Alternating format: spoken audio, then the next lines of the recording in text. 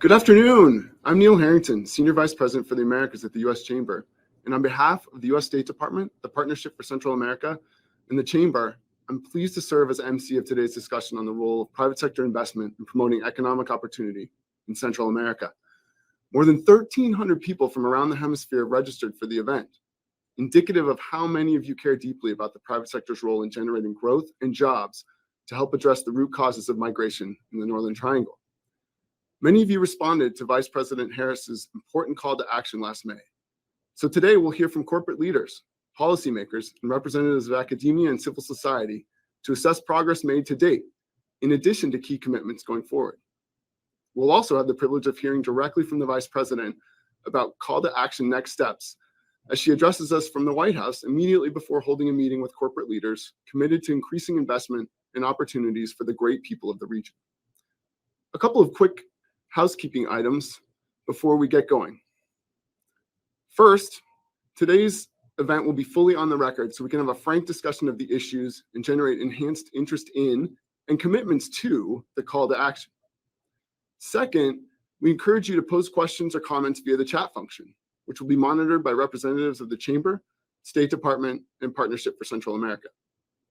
Lastly, we invite you to continue the conversation beyond the event on Twitter at USCC_Americas.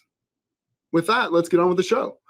I'm very pleased to turn to Myron Brilliant, Executive Vice President and Head of International at the U.S. Chamber, to officially kick things off. Myron, the floor is yours.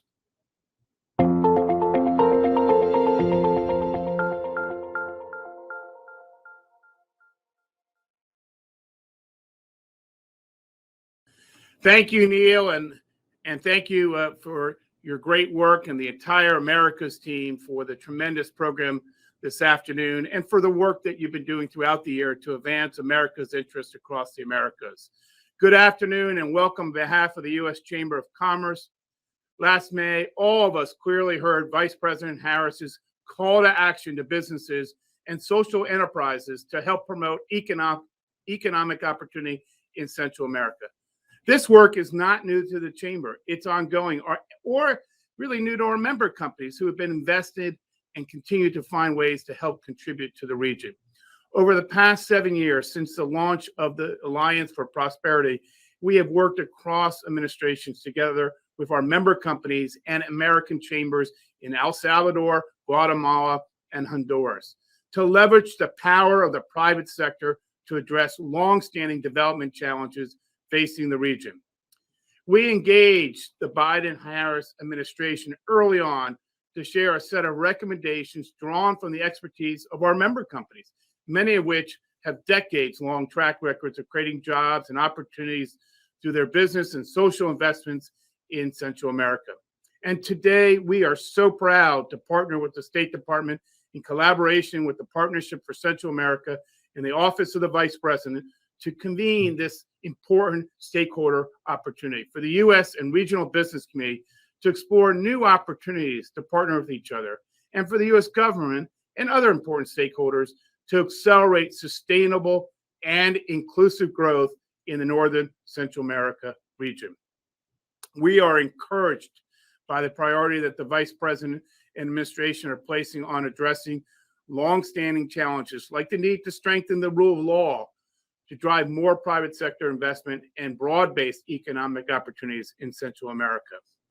Fostering increased private sector investment requires a coordinated approach, attention to the rule of law, and targeted reforms.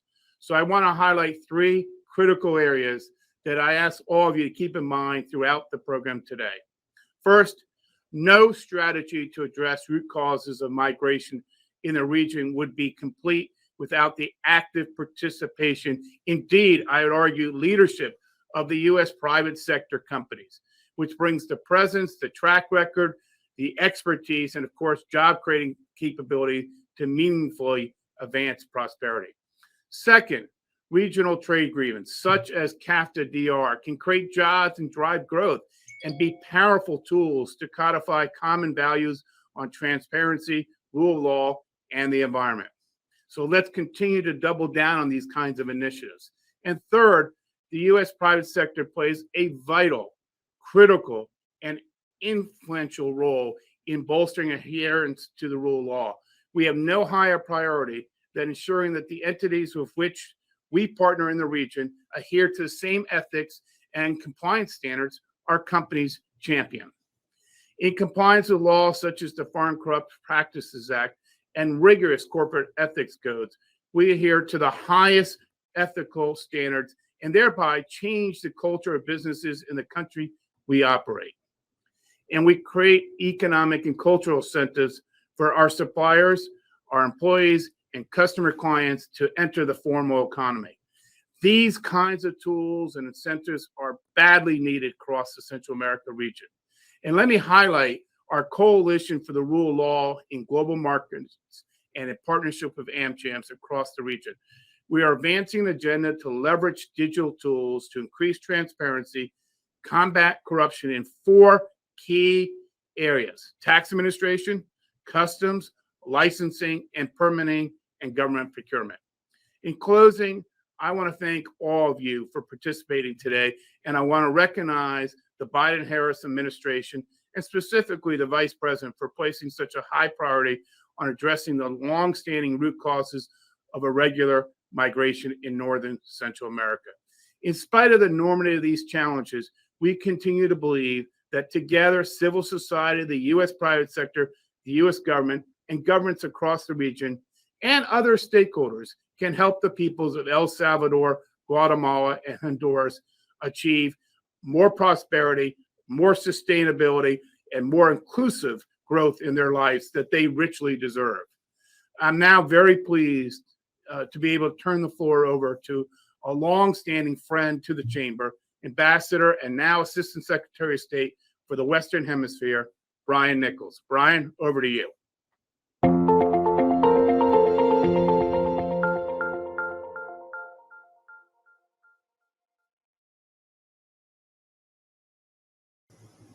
Thank you, Myron, and thank you to the Chamber's Americas Department, Neil Harrington, Isabel Quiros, and Aaron McConaughey for your work organizing this event today and for promoting greater economic ties between the United States and Central America.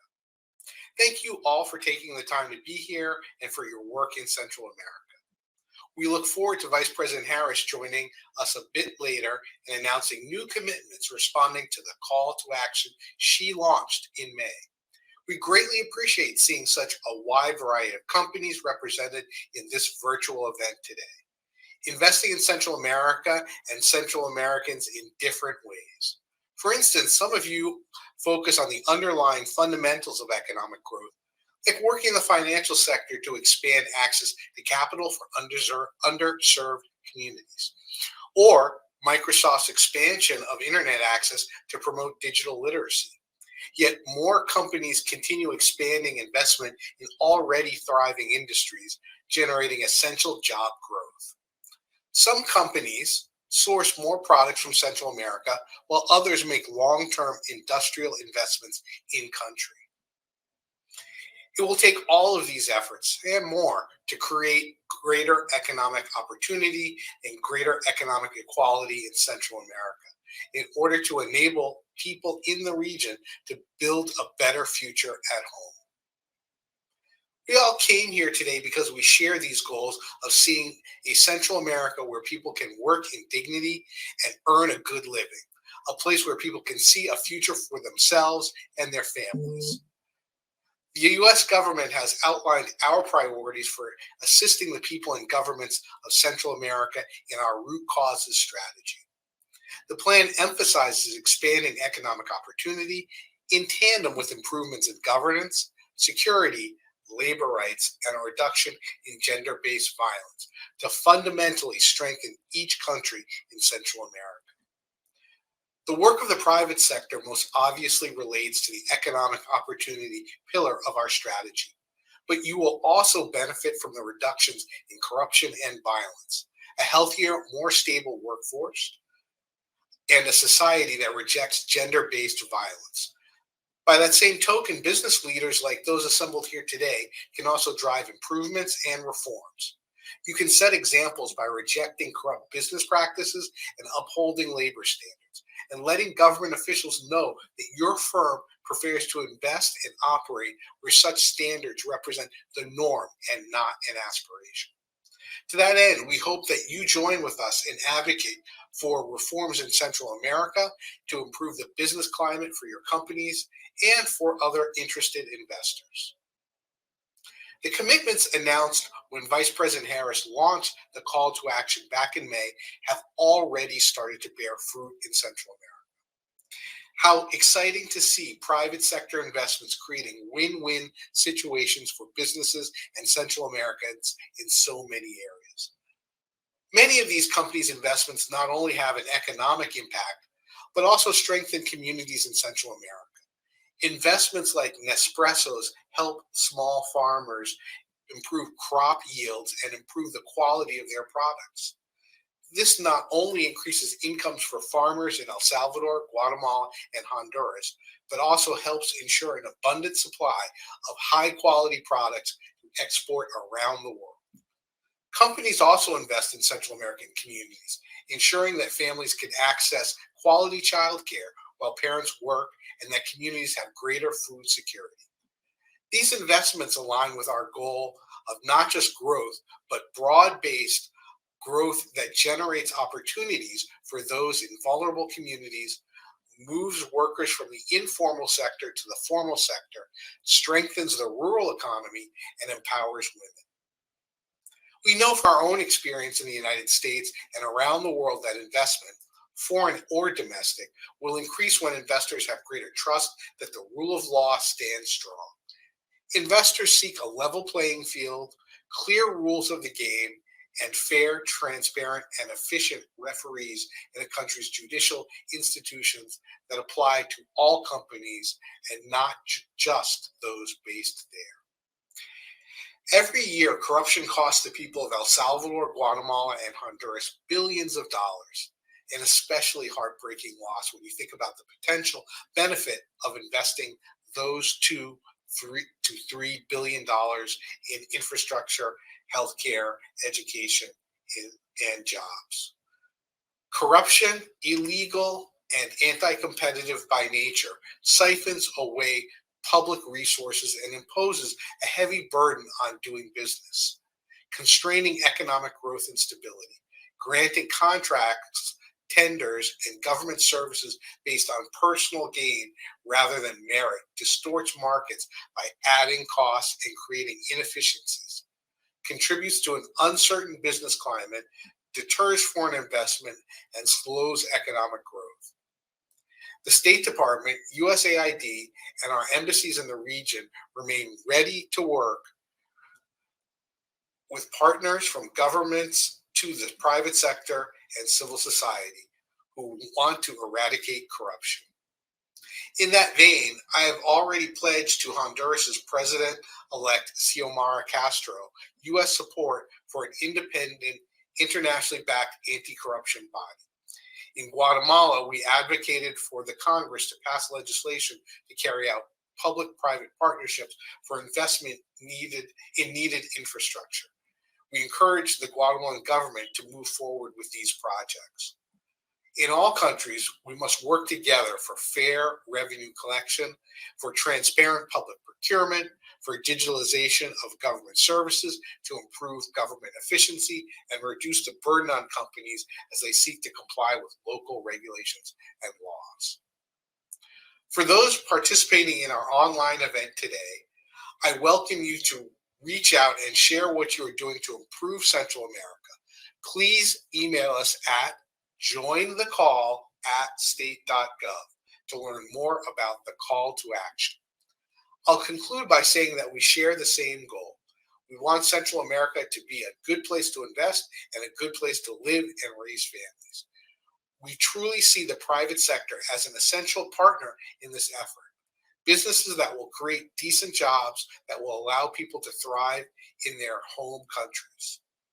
I also want to reiterate that private sector-led growth will not happen unless we resolve the myriad rule of law challenges in the region, and we consider the private sector as a partner in that effort as well. A strong U.S. government and private sector push, combined with partner governments' efforts to root out and prevent corruption, will allow us to create an enabling environment for equitable growth in the region. Thank you. Thank you very much, Assistant Secretary Nichols, for that important scene setter from the perspective of the State Department. None of us could have said it better than you did.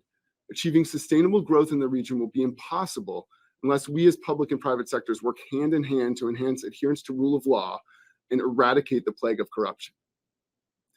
I'm now pleased to turn to another great partner of the private sector in these efforts, Jonathan Fantini Porter, Executive Director of the Partnership for Central America. Jonathan and his team at PCA are working tirelessly to help companies identify strategic growth opportunities in Central America in order to maximize both business and social impact of investments in the region. Jonathan, the floor is yours.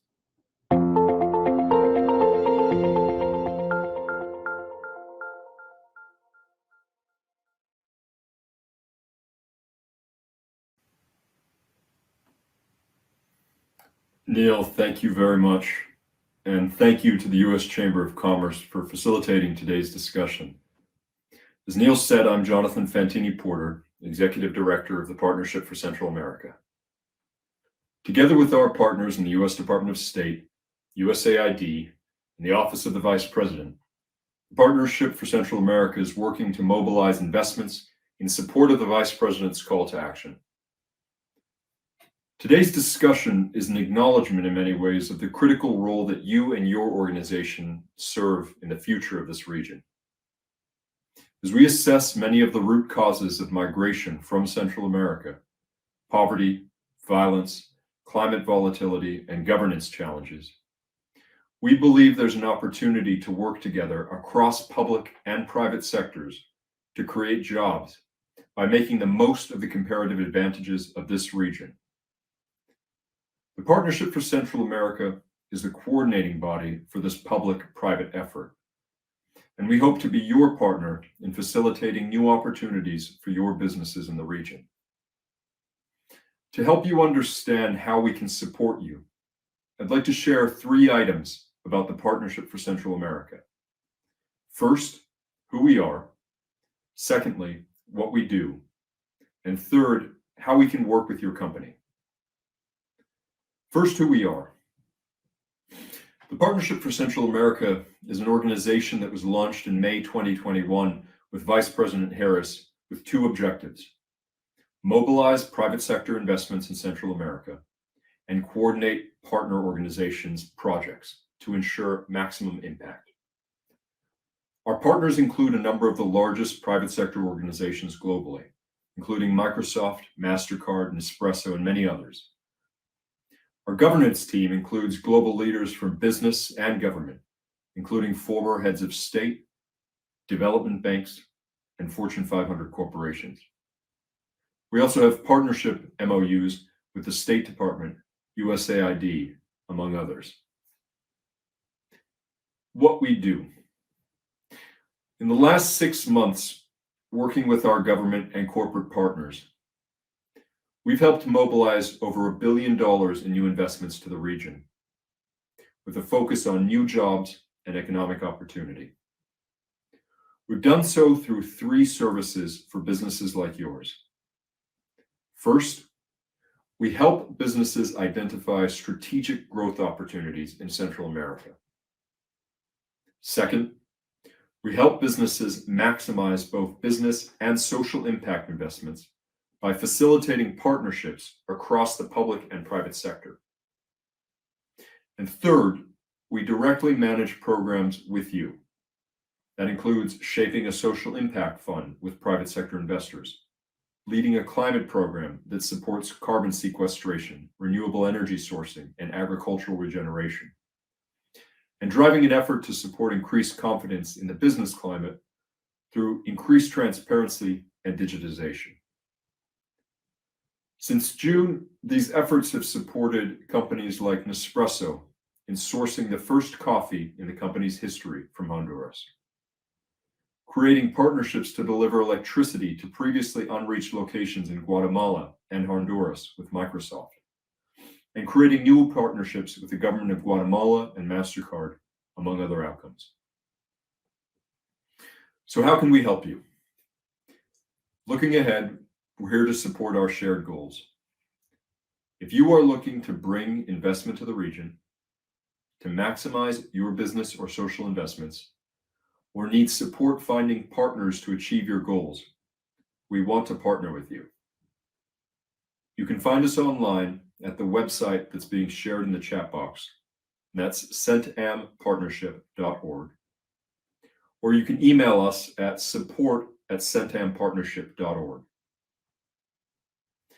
As a son of a refugee who was forced to leave his home in Latin America, my team and I are personally invested in your success toward creating jobs and nearshoring supply chains to this region and to the Americas.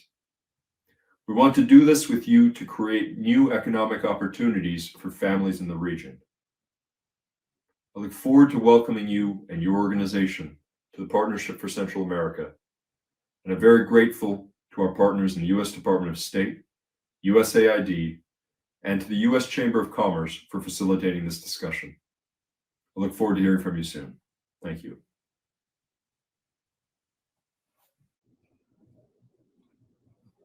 Jonathan, we really appreciate that overview of the important role PCA is playing in driving strategic collaboration between public and private sectors across the region.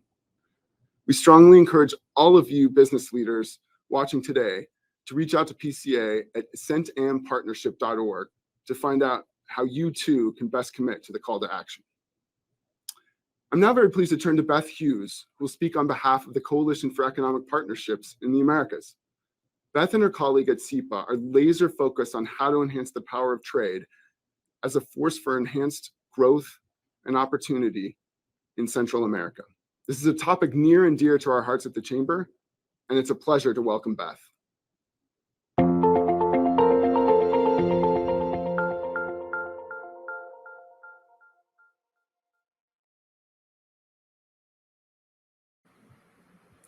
Hi there, I'm Beth Hughes, Vice President for Trade and Customs Policy at the American Apparel and Footwear Association, one of the many members of the Coalition for Economic Partnerships in the Americas.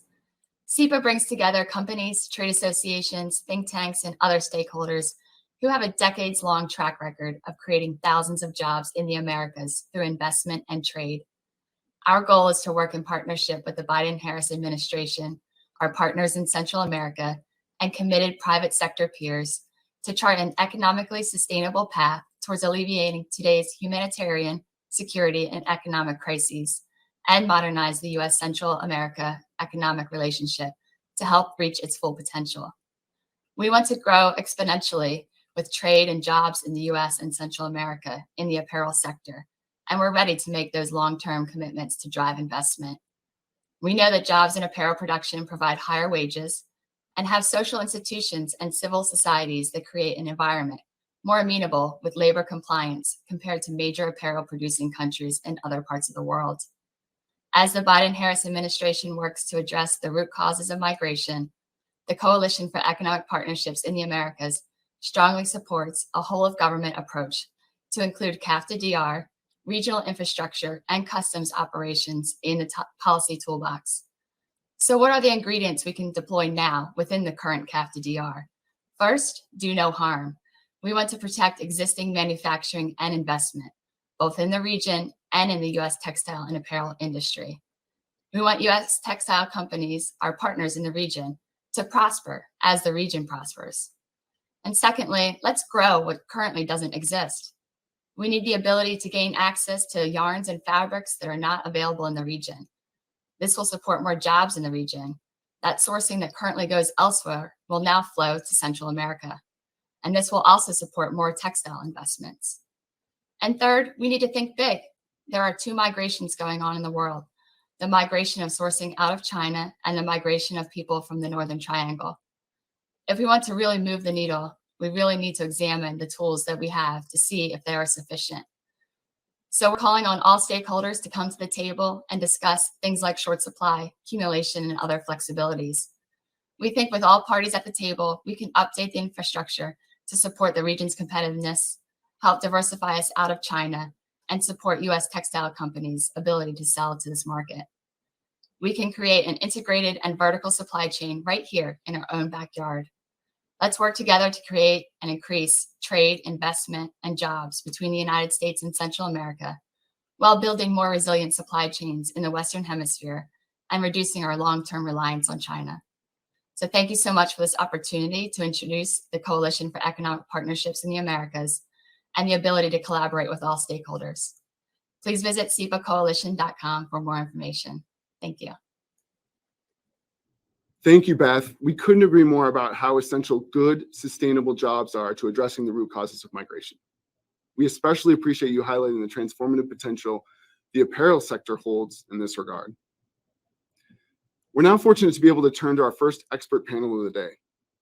I'm very pleased to welcome Michelle Williams, Dean of Faculty and Angelopoulos Professor in Public Health and International Development at the Harvard T.H. Chan School of Public Health and the Harvard Kennedy School of Government. Dean Williams will moderate a discussion on catalyzing private investment to grow opportunities in rural communities across Central America. She's joined by two fellow experts whose companies are deeply committed to this critical objective. Roland Shans, Managing Director of Nespresso's Sustainability Innovation Fund, and Javier Vargas, President of Protein Latin America for Cargill. Dean Williams, the floor is yours.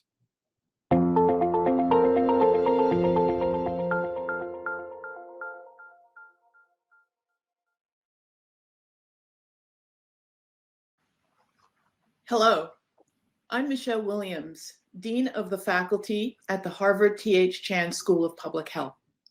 I'm so pleased to be here today with Roland Shantz, the Regional Commercial Director at Nespresso, and Javier Vargas, Cargill's President for Protein Latin America.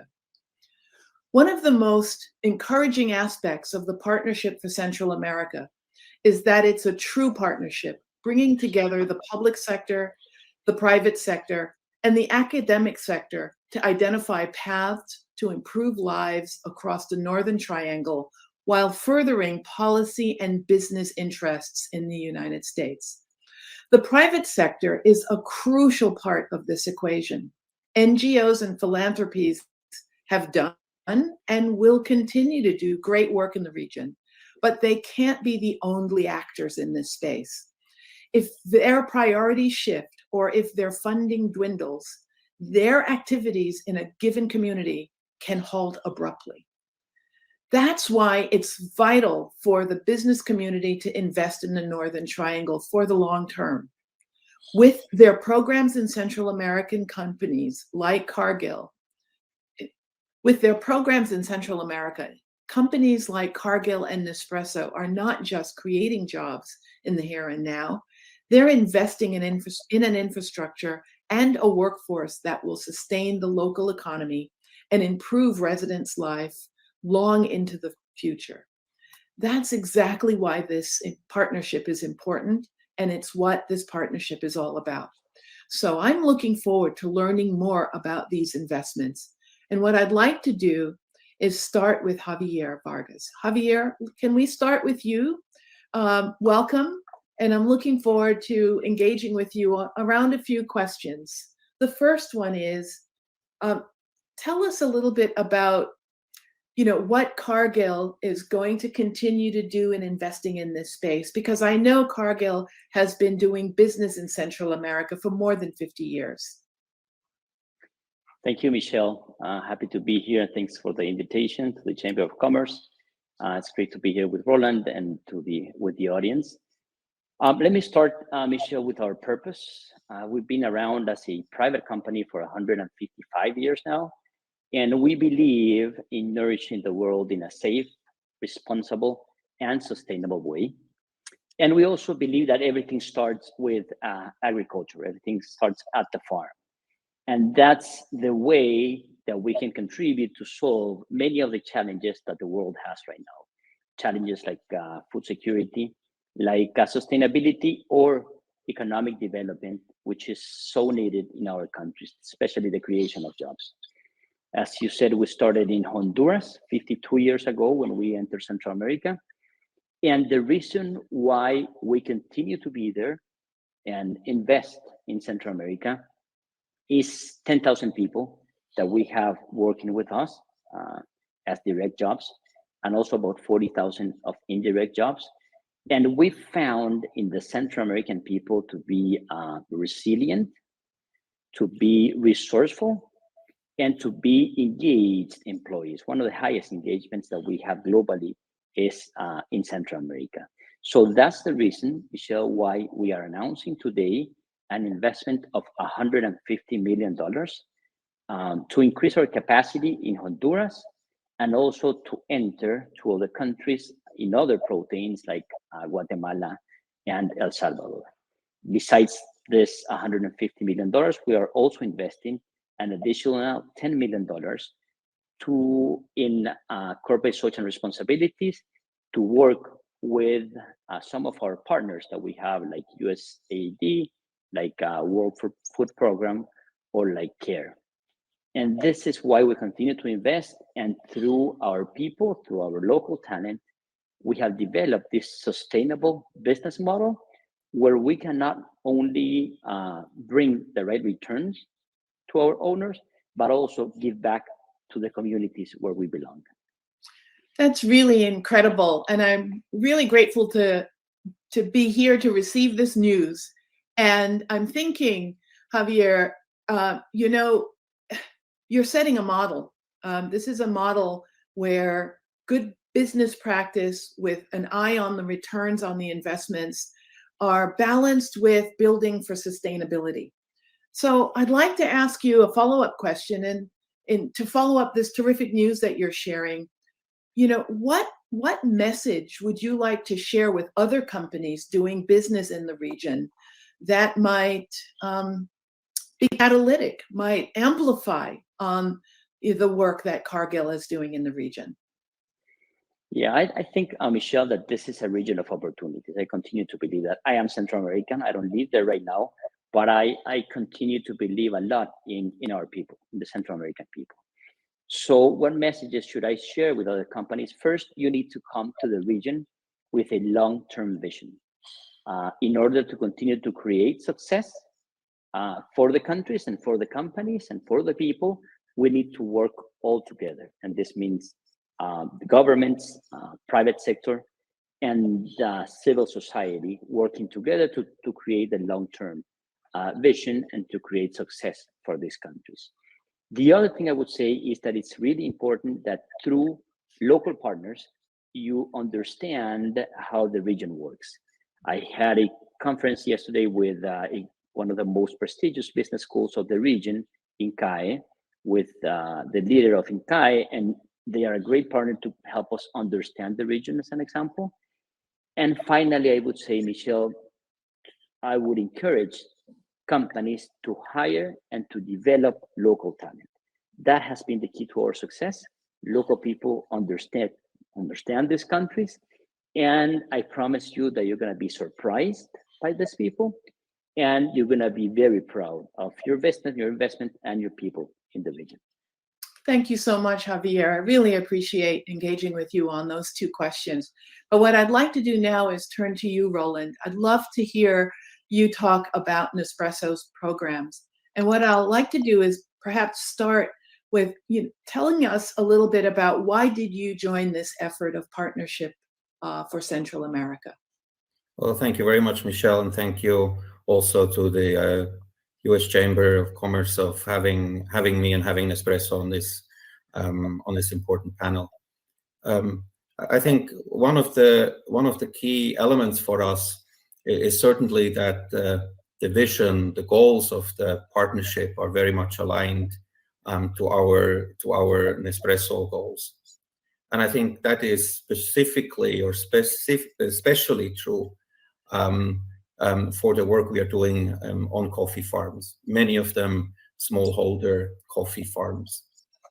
The success of Nespresso is based, on one hand, on the success of us sourcing the best possible coffees we find in the world.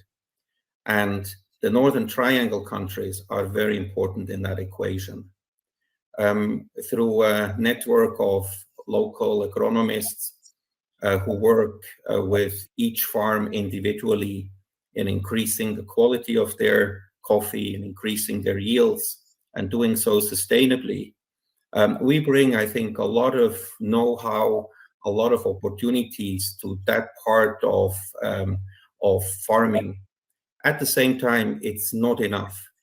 I think we see more and more challenges one company or one organization alone cannot solve, and we need to look at things in a more holistic way.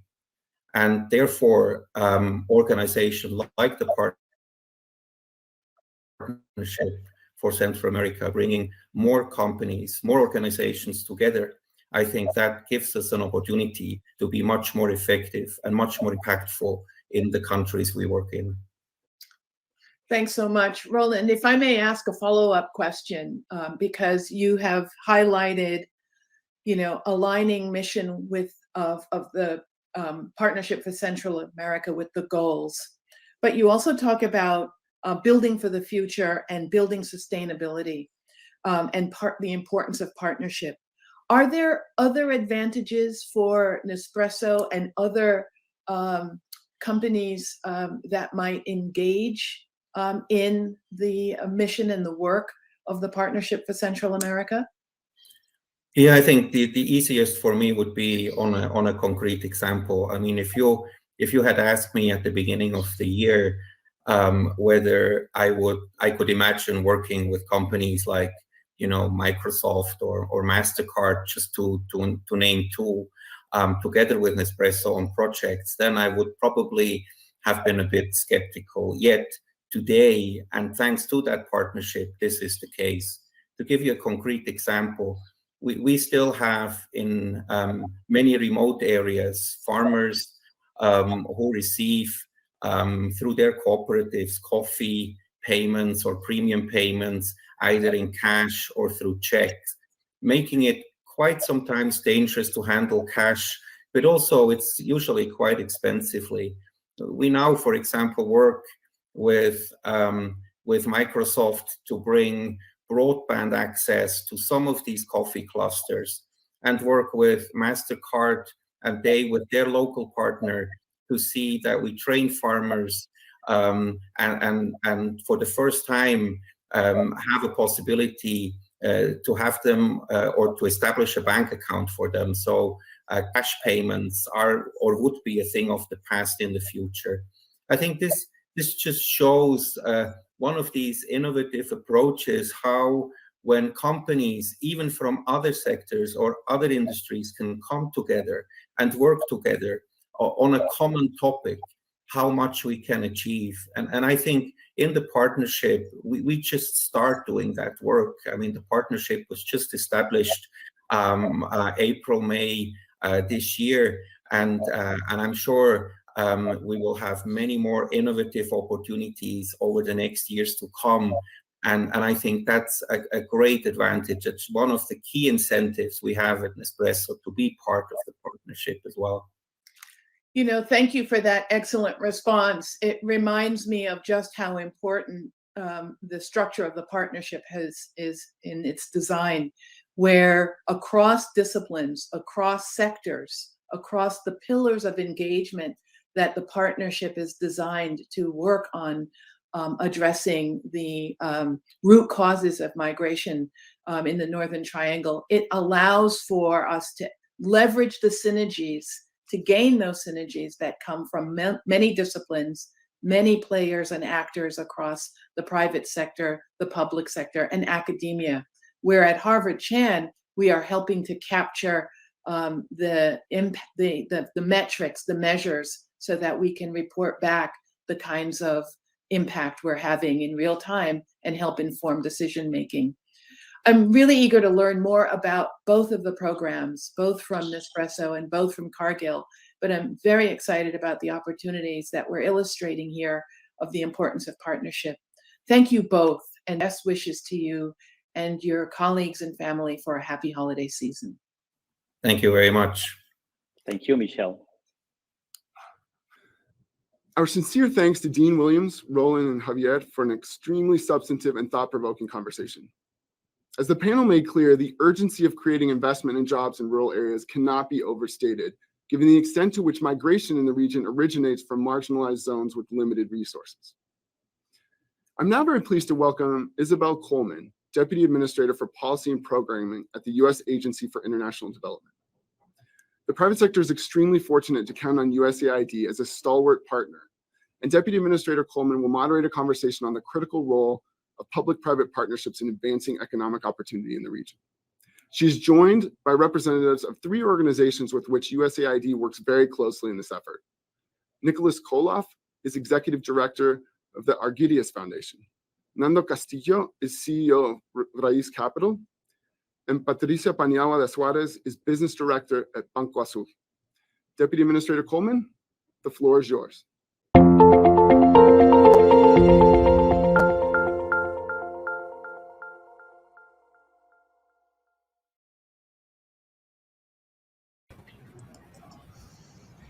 Hello, everyone.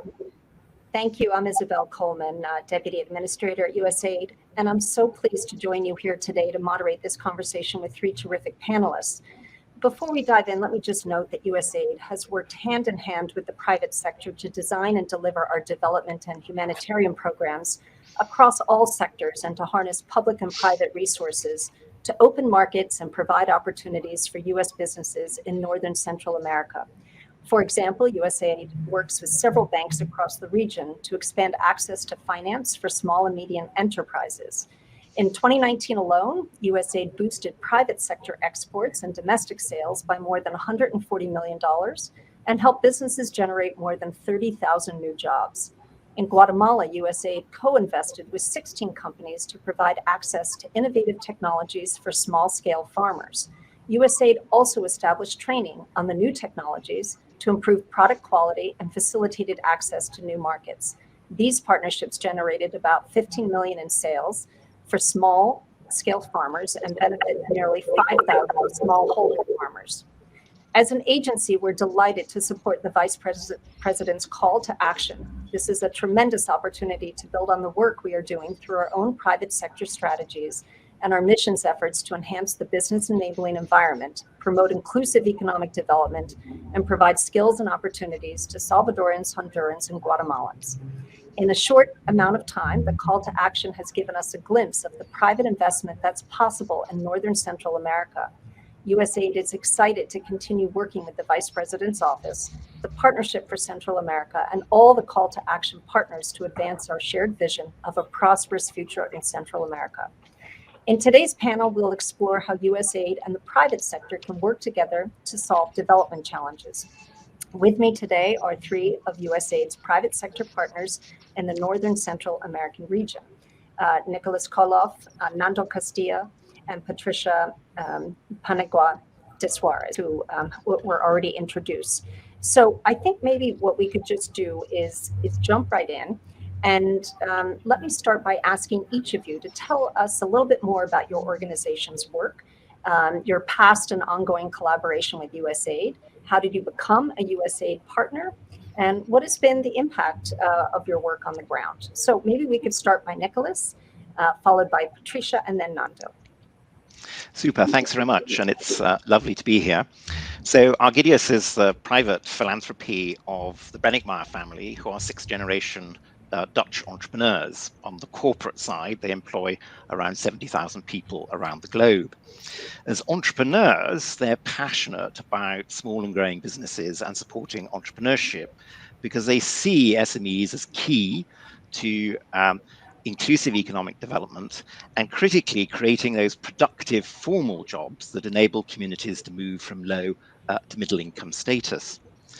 And in Central America, we've been working to develop ecosystems of support for small enterprises in each of those countries. And our partners have supported about 3,000 enterprises over the last 5 years to grow revenue, to grow employment, and to lever capital. We estimate about $250 million has been levered by those enterprises over those last 5 years.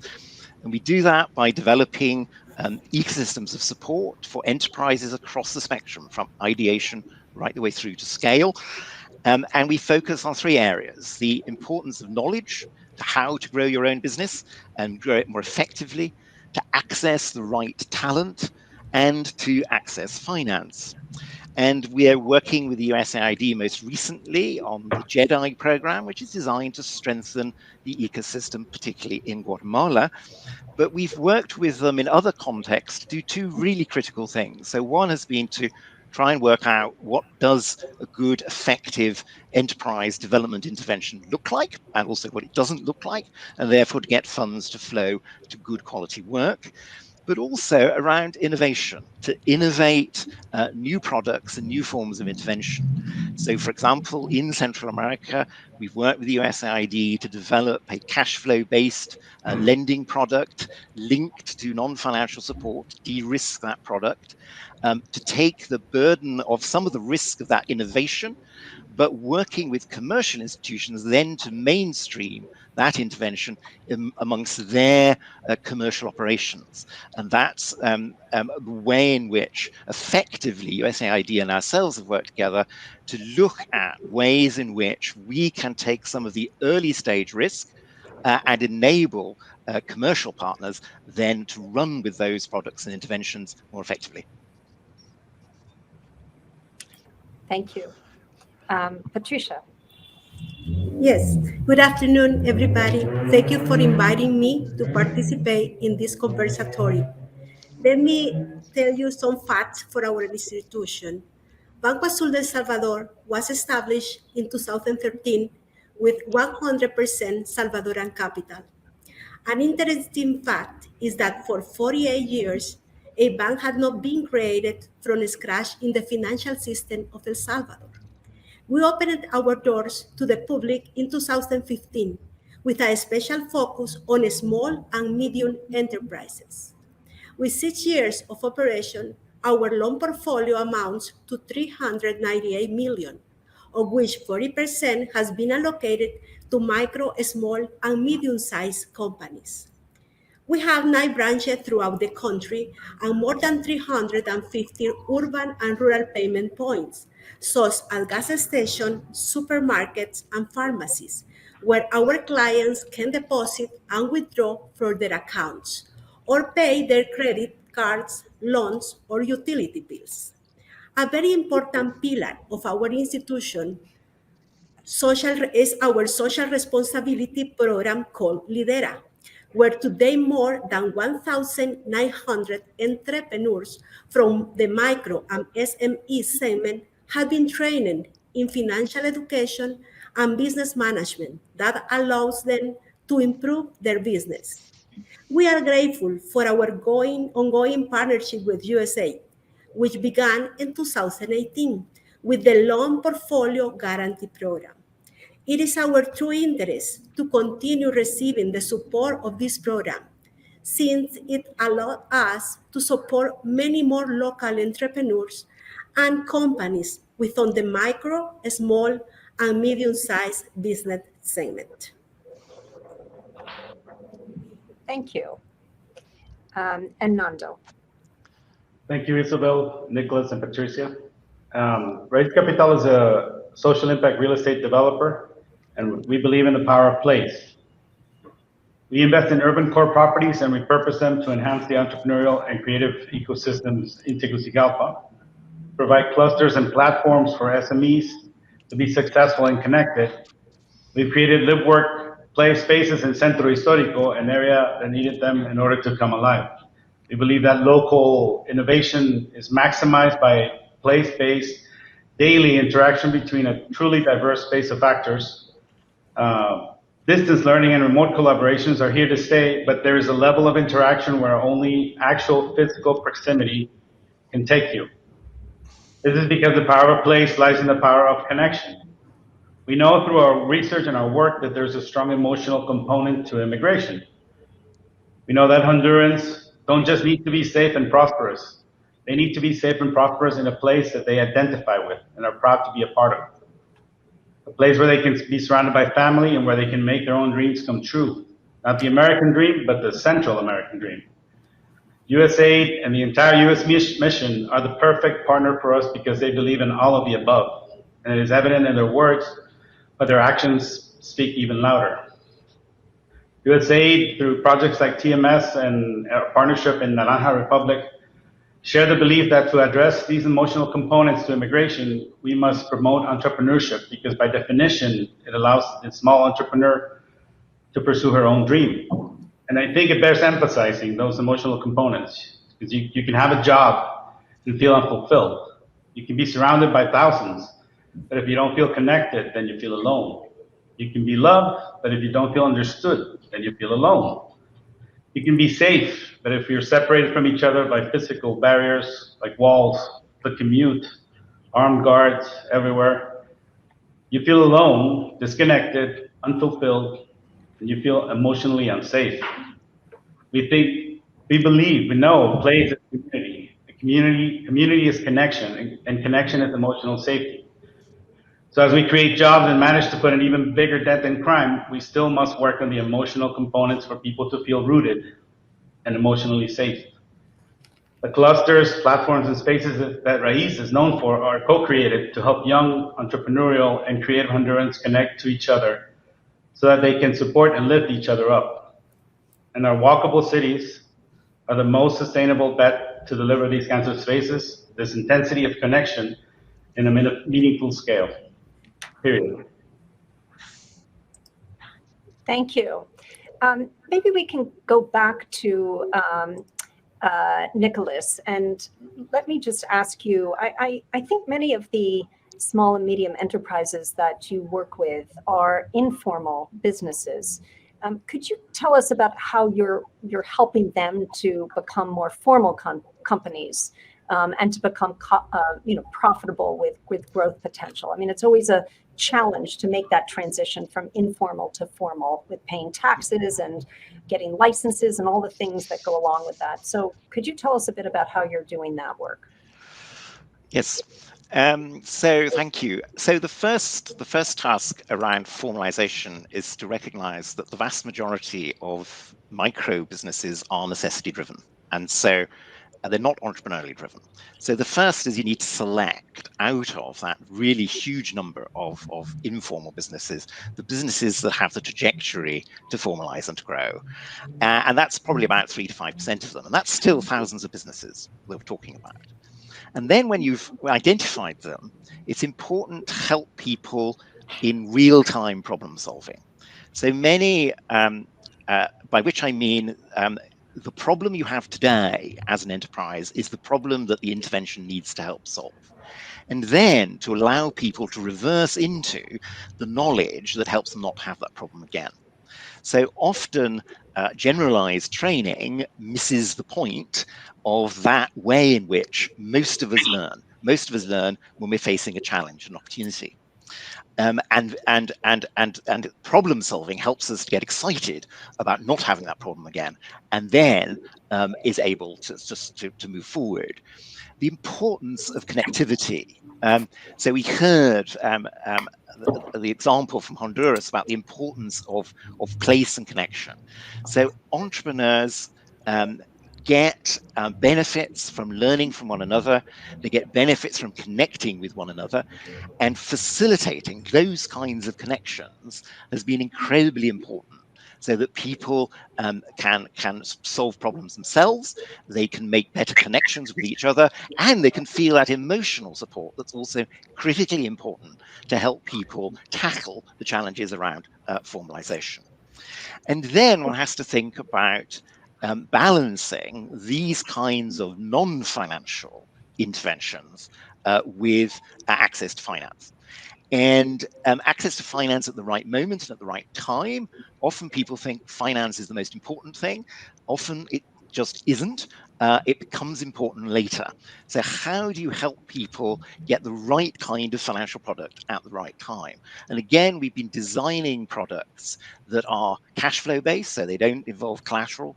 They are focused on small and medium enterprises on their journey. And we've been able to design products together with a range of banks, which is the first time that the entrepreneur has actually had a loan from a commercial lender. And they've been able to change their business from an artisanal one to an industrial one. Just a quick example, one woman started a microfinance account making biscuits out of the recipe that her mother had given to her, selling them to neighbors, friends, and in the marketplace. She now has industrial equipment, she has hygiene, she's selling her biscuits into 3 supermarket chains across Central America. So that's the kind of journey you can take people on if you get some of these characteristics right. Thank you. Actually, that's a great segue back to you, Patricia, because you're on the lending side. So how are you thinking about, with Banco Azul, the SMEs in your portfolio, lending to them and building this ecosystem that Nicholas was just talking about? Okay, thank you, Isabel.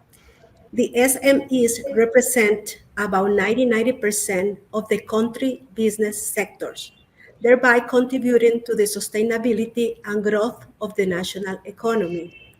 It is estimated that the SMEs generate approximately 800,000 direct jobs and contribute around 35% of the gross domestic product, GDP. Banco Azul de Salvador is aligned with the reality, which is why we have made efforts to be a true ally of entrepreneurs in the SME segment, who need financial resources to be able to maintain and create new jobs, open new markets, and generate economic development. We are aware of this importance of focusing our efforts on improving access to financial services for SMEs. We have successfully identified the needs of the market, which is why we offer them a tailored product with acceptable price conditions, agile and personalized services, and finally, financial support, business training, and follow-up. USA Guarantee Program has an important value in our journey. The program has allowed us to support several clients with successful projects and initiatives. We have used more than 90% of the guarantee program to support 213 clients who received $15.2 million in credit. Without the program, these clients would not have been able to continue their growth or continue supporting their businesses. This program directly contributes to maintaining and generating sources of employment in our country, El Salvador. Thank you. Maybe we can turn now back to Nando. Nando is the co-founder of a local impact investment firm in Honduras. What do you see as the biggest barriers or constraints to job creation? Because ultimately that's what we're really talking about here is job creation. How do you think the digital economy and expansion of entrepreneurship opportunities for youth could play a role in addressing the constraints that you're constantly facing?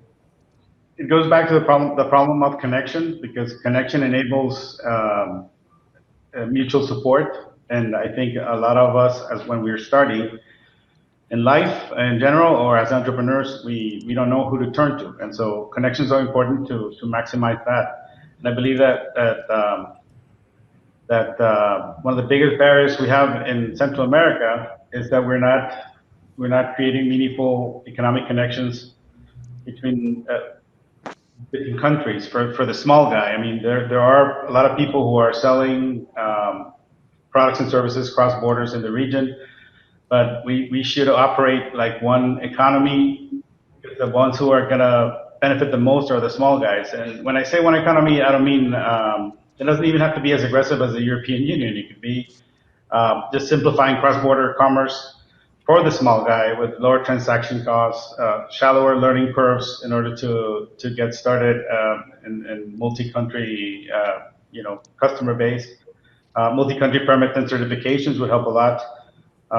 We could even start with the Northern Triangle. I think that in a sense, right now, in a sense, we're not seeing the forest for the trees. For the sake of protecting a privileged few that wanna remain the medium fish in the small ponds of each country, we're sacrificing the common good, and we all lose, the big and the small. I think the digital economy and young people will play a key role because they're a little more adventurous. Digital connections in this sense will help a lot, but but we do need to get closer together as so that we see ourselves as one economy in the Northern Triangle and Central America in general, and also people outside of the region see us as one economy. Thank you. I'd love each of you now to address the question of inclusive development. It's something that we're all very focused on and a very strongly shared goal among all of us. What are the challenges you see going forward in your work for more inclusive development, and how can USAID be helpful to you in addressing some of those challenges? Maybe actually we'll start with Patricia. Okay, perfect. As of 2020, Banco Azul has focused its resources on serving the segment of semi-formal entrepreneurs who keep their financial information in an informal way. The target group in question are entrepreneurs whose economic activity is in a personal account, mainly from the commerce and services sectors, with real annual sales ranging between $60,000 and $1 million. In this sense, and with the support of a new guarantee program, we can venture into supporting more high-impact business owners. It is worth mentioning that Banco Azul, up until November of this year, has granted more than $101 million in different credit products to micro, small, and medium-sized enterprises, thus impacting about 450 companies and entrepreneurs. Our goal for 2022 is to be able to allocate more than 120 million on this new segment. We would also like USAID guidance in better supporting women-owned businesses, thus promoting and encouraging gender equality and support for Salvadoran women. Thank you. How about to you, Nicholas? Thank you. So I think three things really occur to me. One is perhaps go more slowly, because sometimes in order to reach communities, particularly indigenous communities, for example, in Guatemala, the organizations you're likely to work with, which are going to be the most effective, are probably not the usual suspects that you want to fund. So we've just spent the last 2 years working on a proposal with a Mayan-led business development organization in the highlands of Guatemala. It takes patience, and but the results, early results, are very promising. I think that we need to think very carefully about the digitalization of services. Digitalization can reduce the cost of providing entrepreneurship support, but digitalization is not, as we've heard already, available to everyone. Data is expensive. The people you want to reach, particularly in rural areas, don't have access to it. So improving digitalization is incredibly important. And when it comes to access to finance, and particularly access to finance for women, we have to design products which are firstly not collateralized. They have to be cash flow based. Women tend not to be owners of collateral and therefore tend to be shut out of those kinds of products.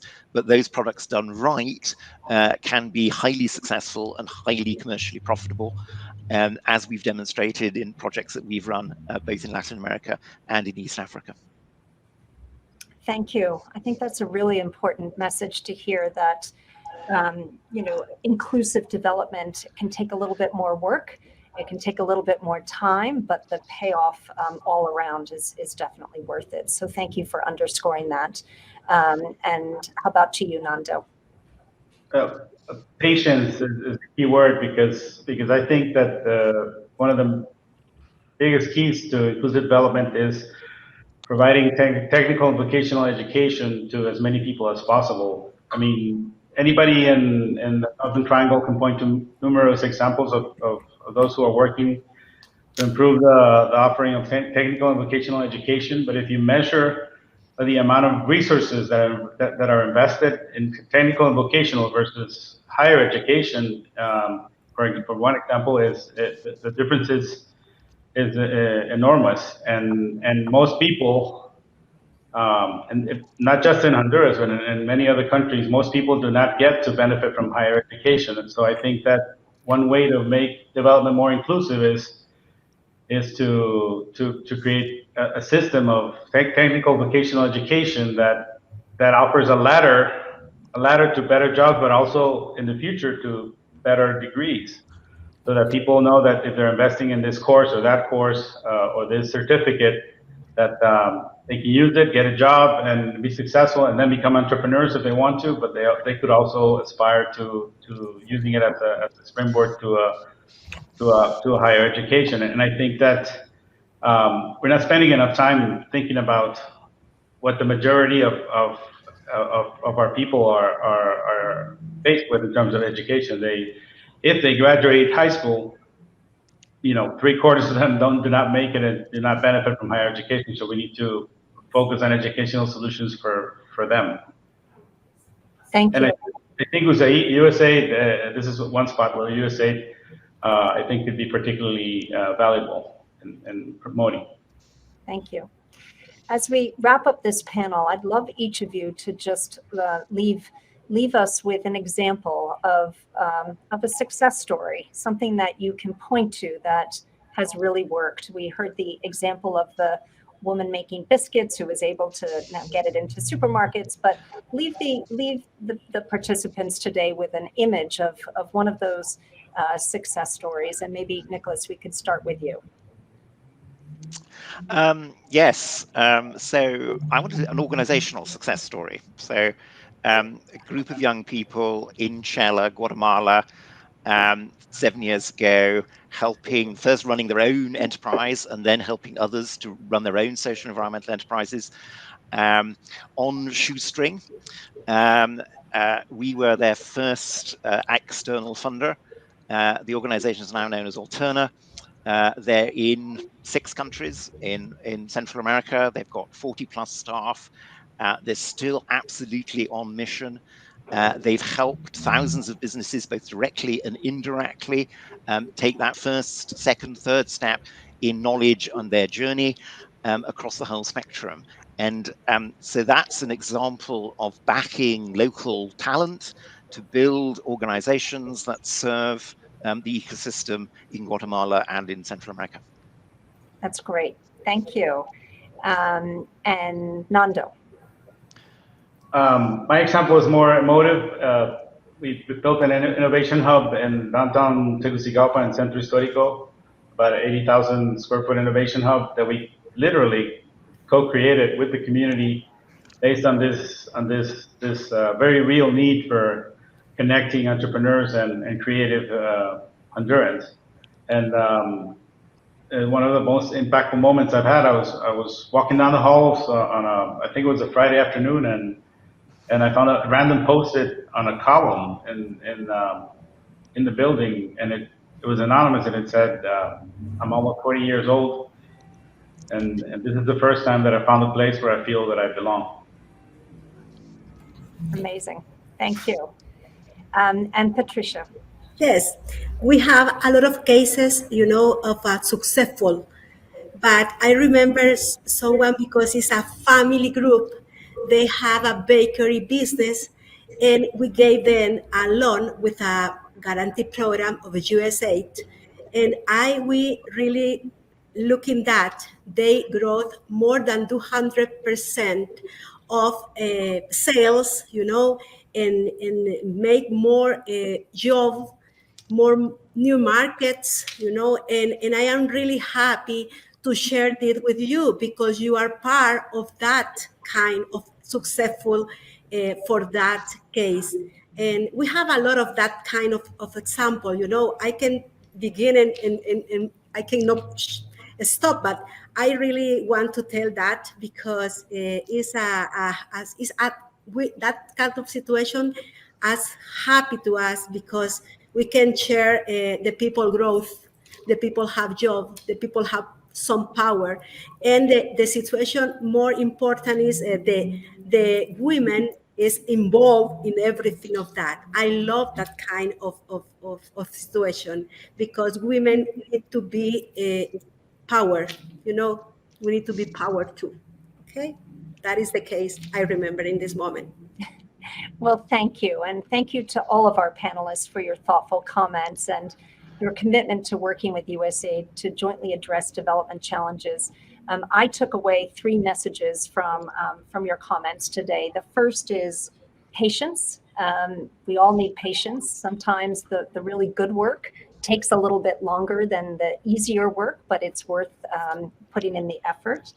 The second is community. It's really a joint effort, bringing everyone together to make sure that people have a shared goal and are participating in realizing that shared goal. And then the third is empowerment. It can take a number of different forms. We've heard about entrepreneurship a lot today as a common theme, but really making sure that the groups that you're working with, the people ultimately you're working with, feel empowered. So thank you for sharing that. We hope that other companies that want to work with USAID specifically will reach out to us.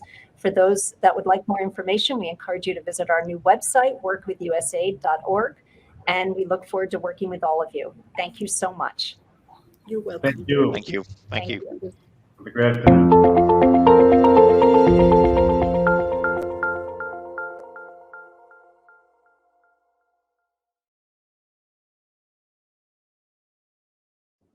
Wow, from one terrific panel to another, we really appreciate Deputy Administrator Coleman, Patricia, Nando, and Nicholas so clearly articulating the ability of the public-private partnerships to affect positive change.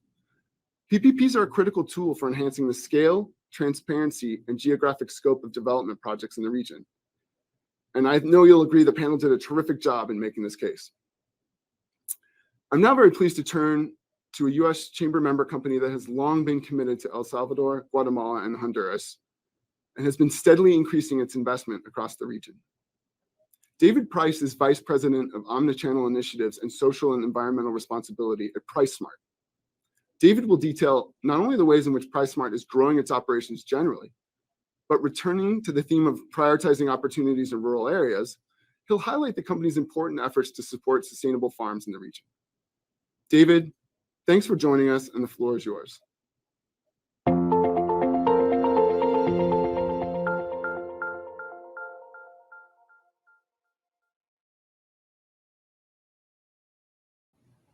Thank you, Neil. As Neil mentioned, I'm Vice President of Omnichannel Initiatives and Social and Environmental Responsibility at PriceSmart.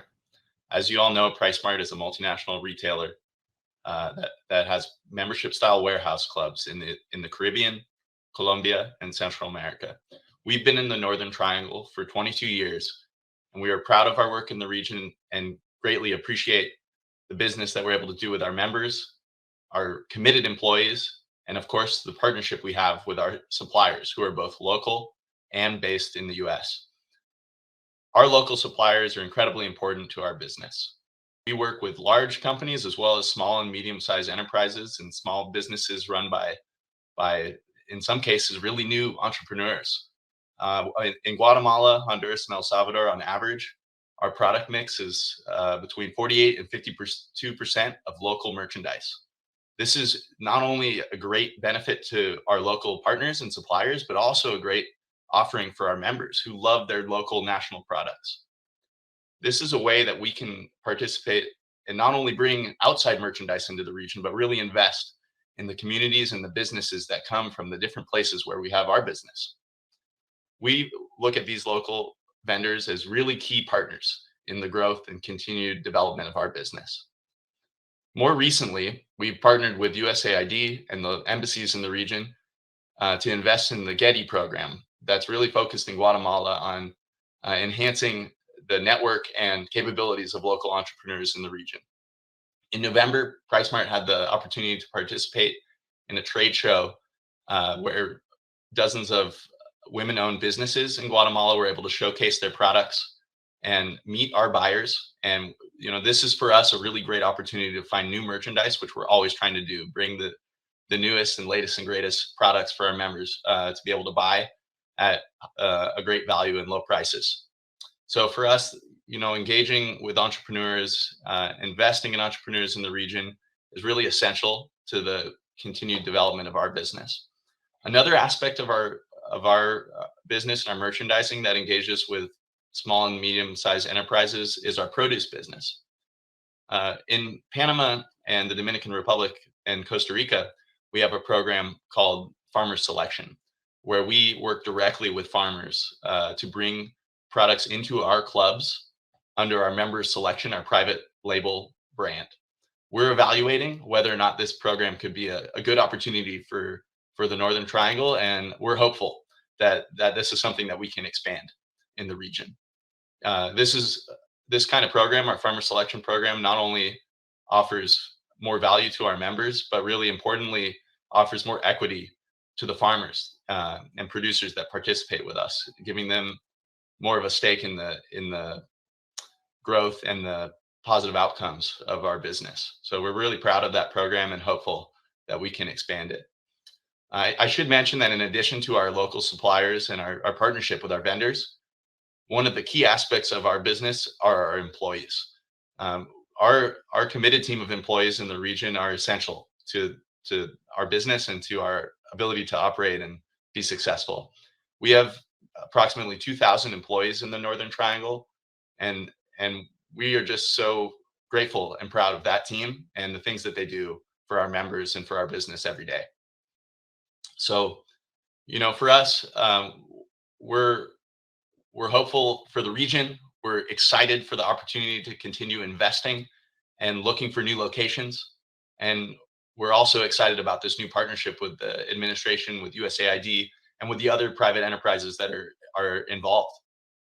So I feel honored to be able to be at this event, and thank you. Thanks very much, David, for providing us that overview of how PriceSmart continues to invest in the people of the region. The company's Guatemala Entrepreneurship and Development Innovation Initiative is yet another impactful example of how the private sector can successfully partner with USAID. We're now pleased to turn to a panel that will examine the critical role that digital tools can play in enhancing economic and social inclusion in Central America. Pablo Sella of Microsoft Partnerships, Karim Lasima of Millicom, and Darren Ware of MasterCard represent companies that are rapidly expanding regional access to critical economic functions such as connectivity, skills training, and financial services, especially for marginalized communities. I'm very pleased to welcome my colleague, Ann McKinney, Vice President for the Americas at the Chamber, to moderate this esteemed panel. Ann, take it away.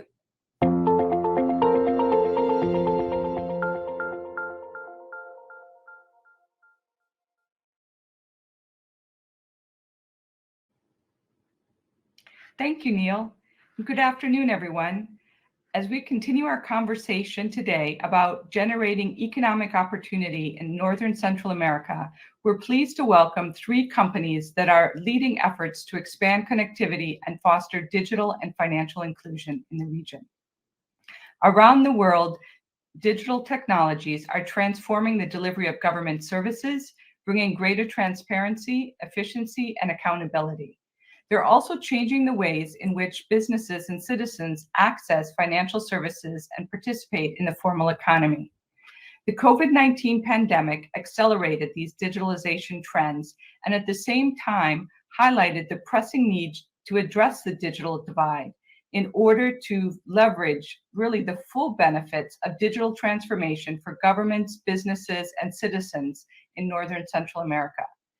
To examine the role that the private sector can play in advancing digital and financial inclusion, we will hear firsthand from companies that are tackling these challenges head-on, both in response to the call from the Vice President, as well as part of their ongoing investments and commitments to the communities in which they operate.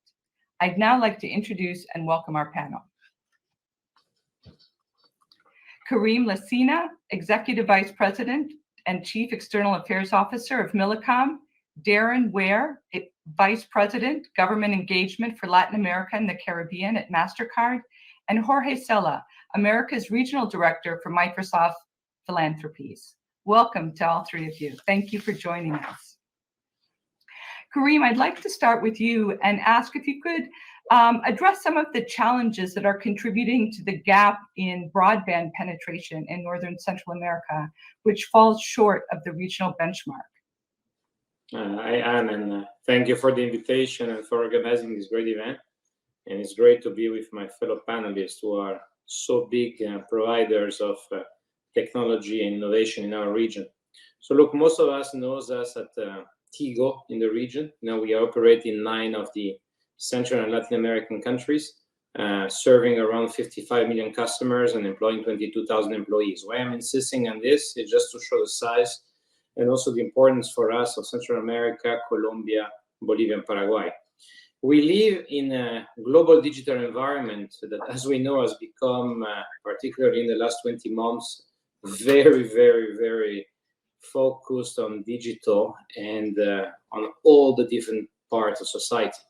And therefore, broadband is taking an importance that is unique compared to what it was probably 2, 3, 4 years ago. And the reality, when we look at our region, the numbers are going pretty well, are improving, but obviously there is a lot more investments that need to be done.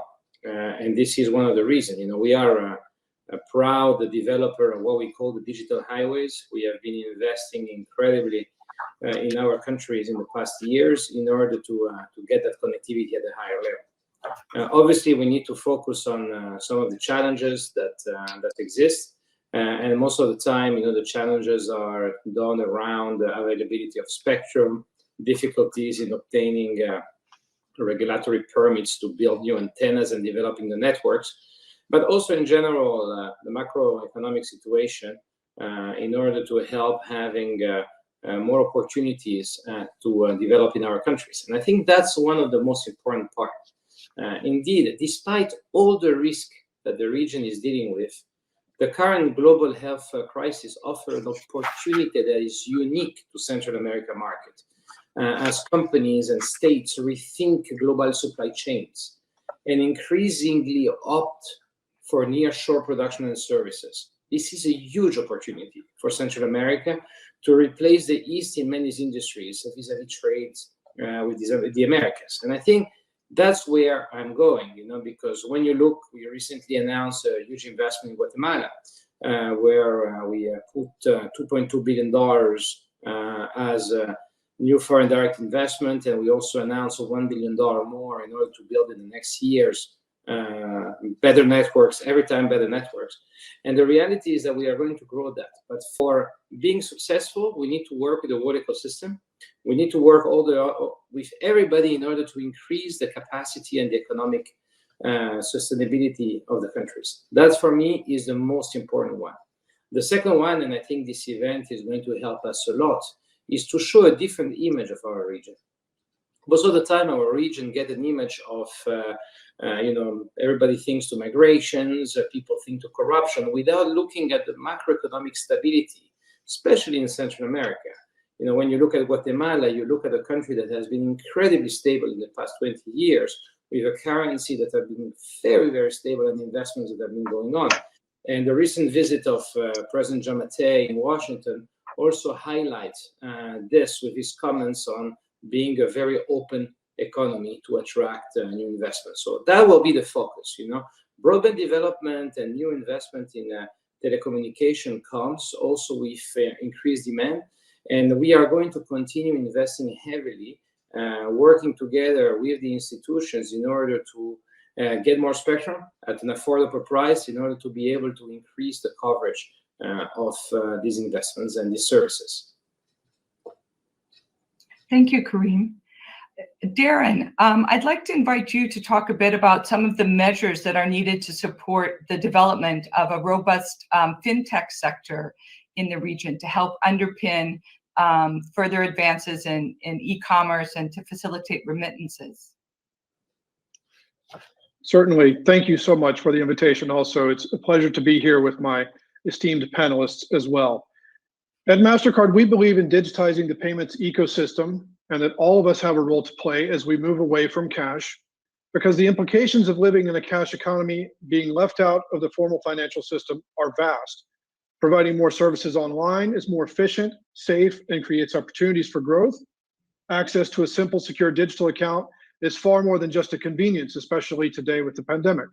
It can mean transparency in getting the market price for your crop, an ability to build savings and gain access to credit, or to safely receive a paycheck. Our financial inclusion goals around the world and in Central America include both at the citizen level and for small and medium businesses. For example, during the pandemic, there were 40 million or more individuals bankarized as governments needed to deliver and aid via cards or digital solutions. Also, needing to pivot to survive, there was a 200% increase in SMBs going online in Latin America and the Caribbean. Innovation is key to all of this, to the inclusion for both citizens and for the SMBs. We also recently announced that we reached our goal of issuing 100 million digital cards across Latin America and the Caribbean by working with 100 fintechs. The fintechs are key, as are the banks in all of these countries. Thank you, Darren. And Jorge, now let's turn to you to talk a bit about the need for digital skilling and workforce development. Can you tell us more about the needs and the ways that Microsoft is addressing these? Yes, absolutely. Thank you very much for the invitation. We are so excited to be part of this initiative, and actually I'm so happy to be in this panel within my mate here. And let me tell you first, and before jumping to digital skills, that we need each other. There is no way that we deliver digital skilling. I'm going to go deeper later, but without connectivity, it doesn't matter. And without this financial inclusion, there is everything that we need to do in the region to really change the situation of people here. You know, Microsoft's mission is to empower every organization and people in the world to achieve more. And the most challenging part of our mission is when we say everybody. And not all the people talk about people in vulnerability, people that lives in poverty with a low level of income, probably with also a low level of education. And we need to reach these people. There is a huge opportunity there.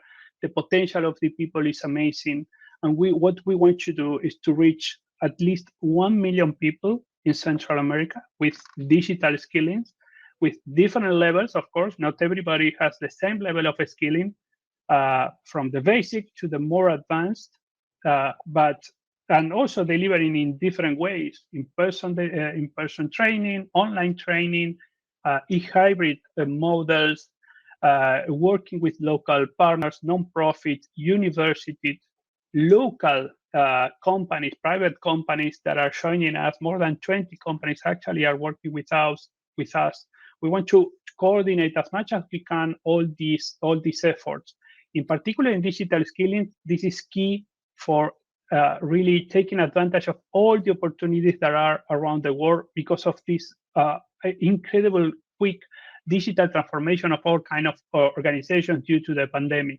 We see that even the opportunity increased, also the gap between the skills needed for the new jobs and the skills that people have also increased. So we really need to work together to close this gap, to make people have connectivity, of course, digital skills, but also financial inclusion. All together is where we are going to have the biggest effect and the biggest impact in the region.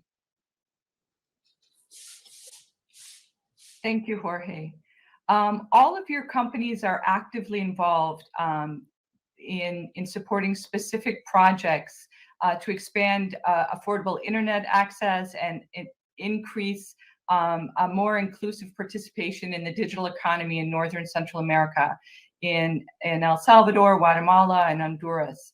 So I'm wondering if you could share with our audience just a few examples of the projects that your companies are working on as examples of ways that the private sector is creating economic opportunity, and how your companies are investing in the communities in which you're operating. Kareem, let's start with you.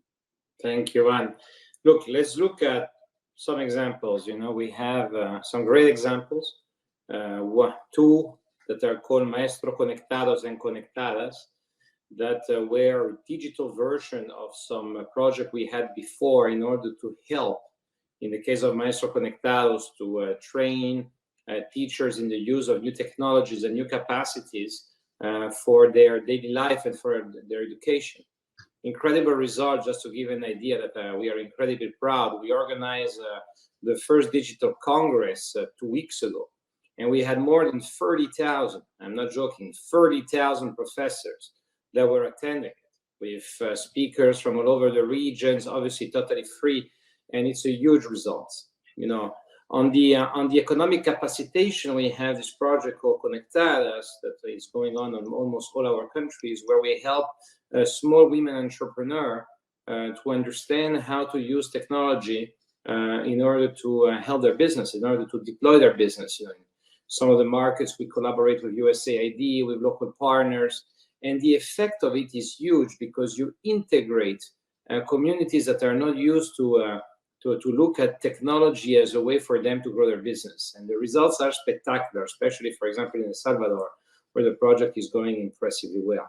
Last but not least, you know, this year we have announced, you know, on the soccer side, what I'm going to say is a little controversial, but we have announced a huge collaboration with the Fundación Real Madrid, that is one of the best foundations there is in the region, in order to help kids to have access to better education values through sport. And what we are doing is that we are integrating our digital capabilities and our digital education into this project in order to help, obviously, the kids to have a better understanding of how technology works, in order to fight against, for example, questions like cyberbullying.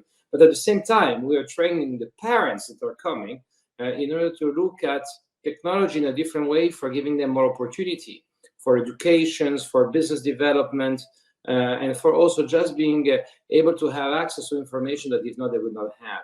And all these in communities that are logically in very difficult areas or in difficult economic situations. I think that's exactly what we need to do, and we need to continue to do, working together. And I know all the companies, all my partners in this event have similar projects, but the most important thing is really to work together, is to develop an ecosystem where we can all work together in order to give the opportunity for all our communities in our countries to have access to more information and to more training in order to be able to be more competitive in this global supply chain that is changing every day, especially in the past years. Thanks, Kareem. Those are fascinating examples of the way that technology is really touching every aspect of our lives, including sports. So Darren, please, I'd like to hear if you could share with our audience more about what MasterCard is doing in the region. Certainly, thank you. So today we did announce a transformational investment that will support financial and economic inclusion in these countries of Central America, which will accelerate meeting our goals of 5 million people included in the financial system and 1 million SMBs. Those are the original goals that we announced in May with the Partnership for Central America. Our investment will include building capacity, driving education, and development of solutions that are specific to inclusion of both citizens and SMEs. We'll work with our ecosystem partners to bring those to market in the right, transparent, and inclusive way. The other thing we announced today is a digital country partnership with Guatemala's Ministry of Economy. This approach of a prioritized list of initiatives where we will collaborate enables us to move forward with them, collaborate also with the private sector, and drive digitization across an ecosystem which is required for transparency, inclusion, and innovation. Additionally, today we announced we are working with partners in the Partnership for Central America, such as Walmart, to enable access to credit for underserved citizens, as well as with Acción to digitize agricultural value chains and drive stronger financial inclusion for small, smart shareholder farmers in all three countries, Guatemala, Honduras, and El Salvador. We're extremely excited about this opportunity to drive transformational inclusion in this region, where economic opportunity really needs to be in hand with transparency and digitization as we drive change. Thank you, Darren. And Jorge, can you tell us more about what Microsoft is doing? Yes, absolutely. But before this, please, Karim, if you have the opportunity to work with the Fundación Real Madrid, say hello to El Buitre if you have the opportunity. He's a former soccer player, very famous. He's the head of communication. I will pass the I know. message as soon as we finish this panel for you, okay? He's a good friend. So from Microsoft, we thought that the power of the partnership is one of the key of the success. We are starting a project with IOM, and USAID to work with youth that are former immigrants to help them not to migrate again. We also are working with the Trust for the Americas and the Fundación Pro Mujer, which are two nonprofit partners that are already working in the region with people in vulnerability, with focusing women, providing them not only digital skills but also entrepreneurship training for helping, as an example, women to create their own livelihoods. As an example of the partnership that we are working with, Think Huge, which is a group of companies, local companies that are working in job placement for people that are getting our trainings, and also working with a nonprofit, with Glasswing nonprofit, with a lot of local nonprofit and universities, to really cover as much as territory as we can to really reach the people that are in a vulnerable situation, including coordinating actions within MasterCard that is here in the panel, Nespresso and Walmart and another companies that has presence in the region. The main focus, and this is what we already do, is we have more than 100,000 engaged people in our trainings. We need these people to finish the training, because otherwise do not create the real impact. And we want to increase this number till we reach 1 million people. This is something that is, I know, an ambitious, really high ambitious that we have, but we know that if we work together, everybody works together, we can do that in the near future. Thank you, Jorge. I'd like to thank all three of you for being with us today to share the examples of the great work that your companies are doing and the positive impact that private investment can have on creating economic opportunity. And I think one of the key takeaways is really that we can all accomplish more by working together. And so you've provided some great examples of the ways in which you're working with other companies in this sector, across industries, with nonprofit organizations, academia, and governments, really to make a difference and create opportunity. So thank you all for the great work that you're doing and for sharing it with us today. Thank you. Thanks, Dan. Thank you. Thanks to the Chamber for this great event. Once again, a terrific discussion. Our sincere thanks to Anne, Pablo, Karim, and Darren for effectively articulating the criticality of deploying digital tools to bridge inclusion and equity gaps in the Northern Triangle. Few objectives are as important to ensuring that all Central Americans are beneficiaries of economic prosperity than what these three companies are doing to expand cell networks, increase broadband access, bank the unbanked, and much beyond. I'm now very pleased to be able to turn to Dan Bryant, Senior Vice President for Global Public Policy and Government Affairs at Walmart, who will speak about the criticality of adherence to rule of law and fostering regional inclusion. Walmart chairs the Chamber's ACLA Task Force for the Rule of Law, and Dan and his team are true innovators in, among other areas, applying digital tools such as those detailed in the previous panel to enhancing transparency and integrity. Dan, thank you so much for being with us, and the floor is yours.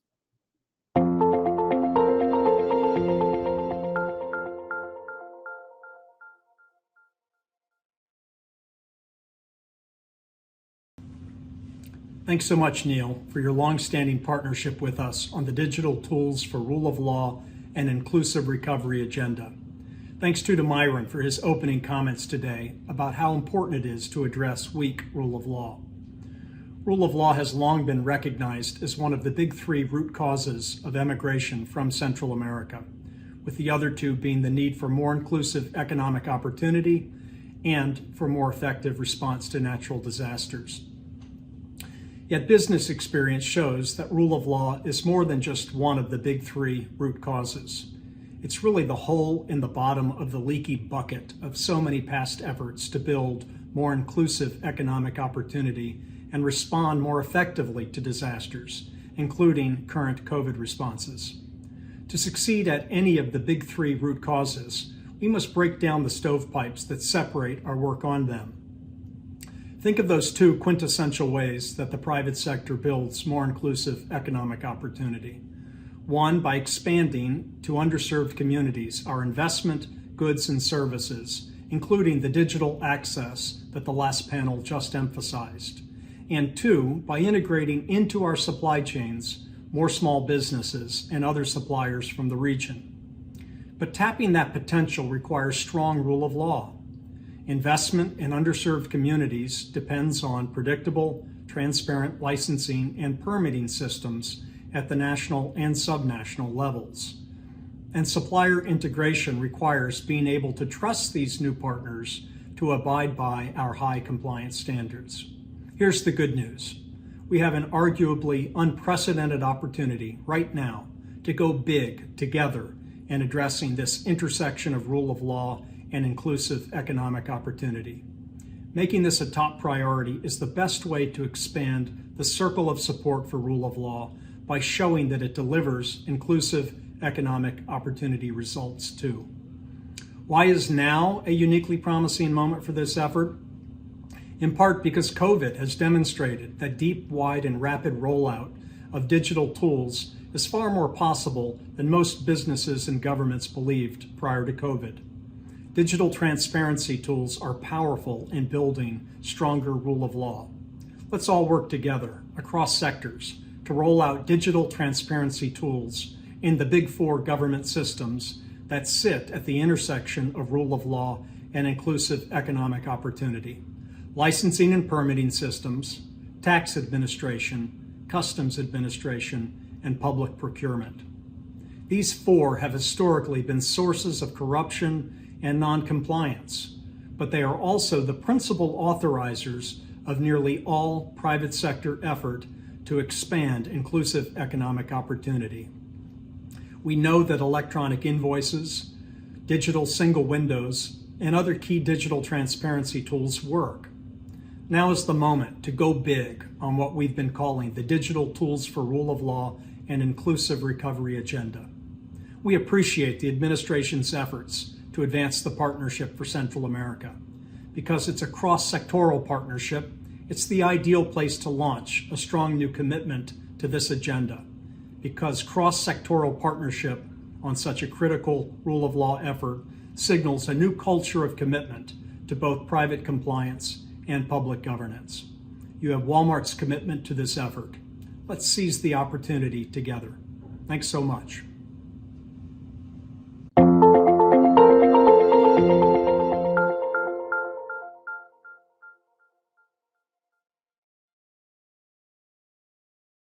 What a day. I want to thank all the participants that have made such a contribution to today's program. I think the event has really shown that the private sector investment in Northern Central America has been and can be a highly effective tool for creating jobs and economic opportunity and for advancing U.S. foreign policy objectives. We've got a lot more to do, but what we heard today was about the importance of creating opportunities for rural communities, fostering digital and financial inclusion, encouraging entrepreneurship, and leveraging trade agreements. I was inspired and I'm very encouraged by what everyone had to say today. The ways that U.S. companies are stepping up to answer the call to action to create new economic opportunities in Central America, building on the business community's longstanding commitments in the region to pursue new partnerships and new approaches is outstanding. We've taken stock of the advances made in the effort to date, and to also ensure that as many businesses as possible can be included, the micro, small, and medium-sized enterprises that form the backbone of our economies, learn more about the call to action and consider engaging. A resounding message from today's discussion is that there is more work to be done in the Northern Triangle, and there is more work to be done between the private sector coordinating with the U.S. government and the governments in the region. Today's forum is just a part of an ongoing effort on our part and all the companies participating to help bring economic opportunity, development, and jobs to the region. And we hope all of you will get involved. Please be in touch with the U.S. Chamber team. We look forward to digging in and operationalizing the points in the administration's strategy in order to take actionable steps to implement reforms that have a measurable impact on the region's business climate and consequently its people. And we thank all the participants from the U.S. government. But we're going to end on a high note, a very high note. We are very fortunate to be hearing from the Vice President of the United States, the Honorable Kamala Harris, who will soon be sitting down with CEOs from many of the companies you have heard from today to discuss new commitments, and the way forward to create more economic opportunity in Central America. Thank you very much for participating.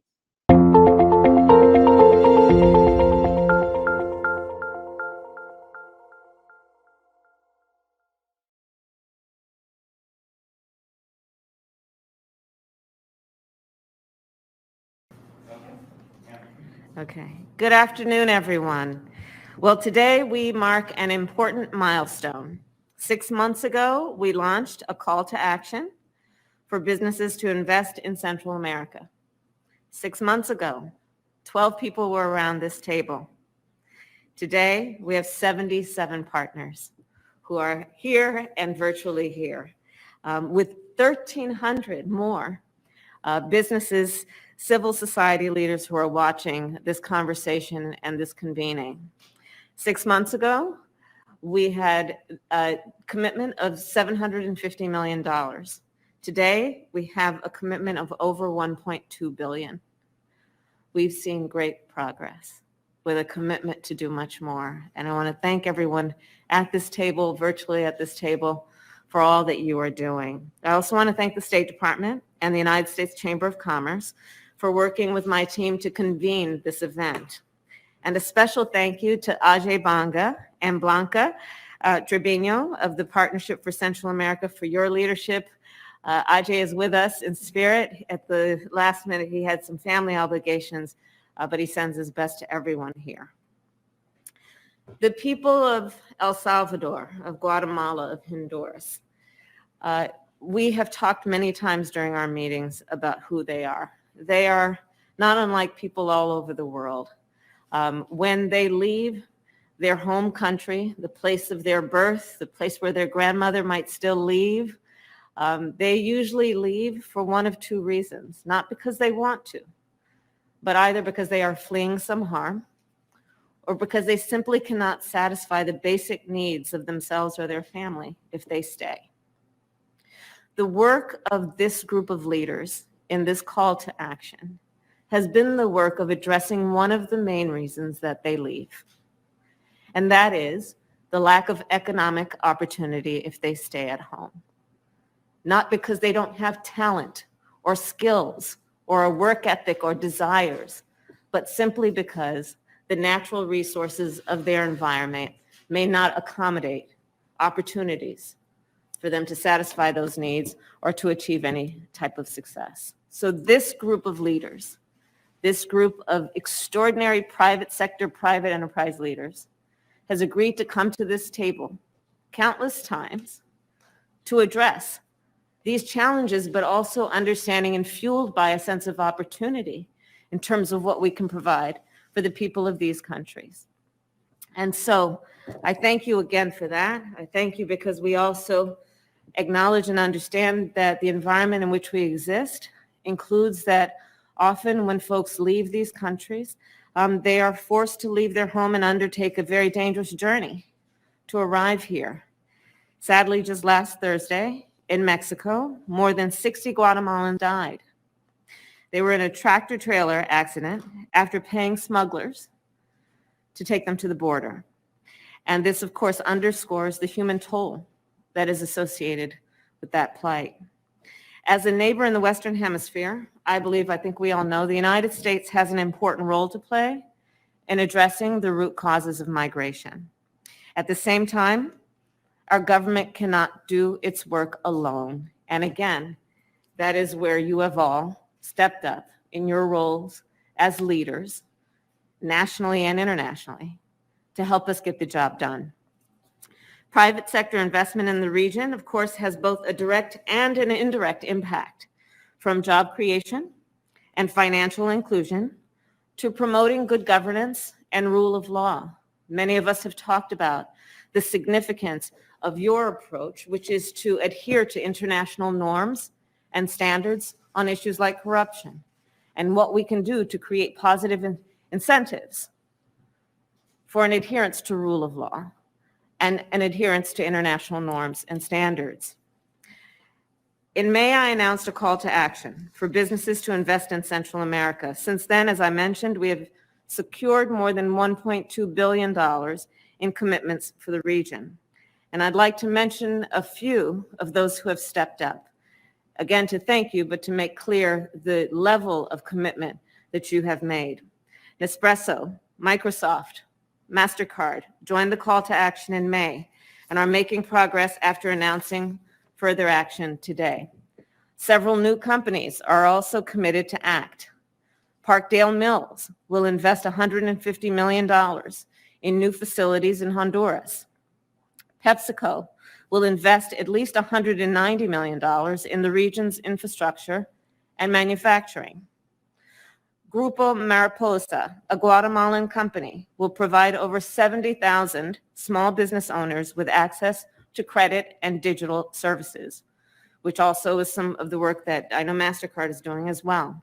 CARE, a humanitarian agency, will establish a $50 million center focused on gender equity, another big issue for the region and our country, and one that we will address through the work we do together.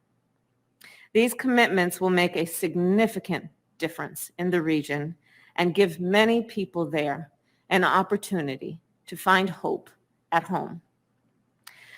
Other parts of our root causes strategy, which we launched in July, include not only the call to action, but the significant progress that we have made and are committed to making, not only working with the private sector, but working bilaterally and multilaterally on security, corruption, human rights, and economic opportunity. The United States government has sent 15 million vaccines to Guatemala, Honduras, and El Salvador. We have sent $310 million in humanitarian assistance. 500,000 people in the wake of hurricanes will benefit from this type of approach and work. We have conducted extensive diplomatic engagement in the region toward needed reforms. For example, in Guatemala, we have announced 2 important task forces.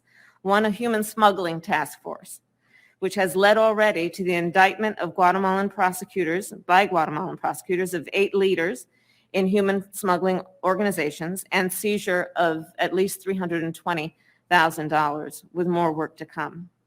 We also established an anti-corruption task force, where we have, through the Department of Justice, trained hundreds of judicial personnel. This work is ongoing, and this work is having an impact, we believe. In Mexico, a partner to us, and I've had now a number of meetings by telephone and in person with President López Obrador, and we have talked about the partnership that Mexico is willing to extend to the United States to work with us in the region, understanding our mutual commitment, but also interest as important members of the Western Hemisphere. To that end, the Mexican government entered into a memorandum of understanding with the United States around development. And the first joint program we have launched was in Honduras to provide job skills training. In my most recent meeting with the President of Mexico, we renewed our commitment to joining forces to do this work, knowing how we can have a positive impact in the region. And of course, we stand ready to do work with the new administration in Honduras.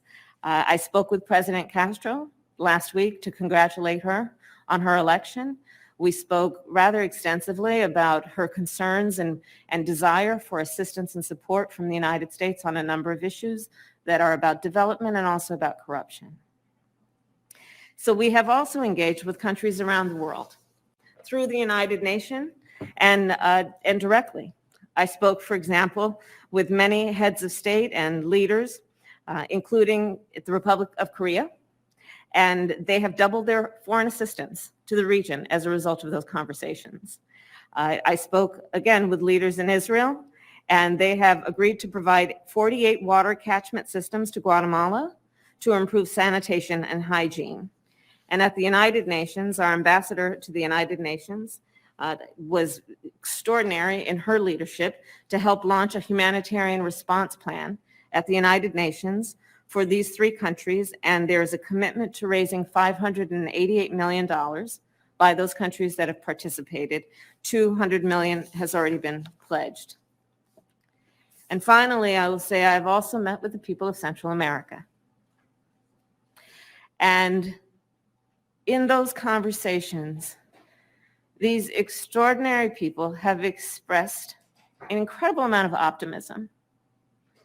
I believe born out of their knowledge about the work that this group has been doing and the potential for our collaboration and our partnership.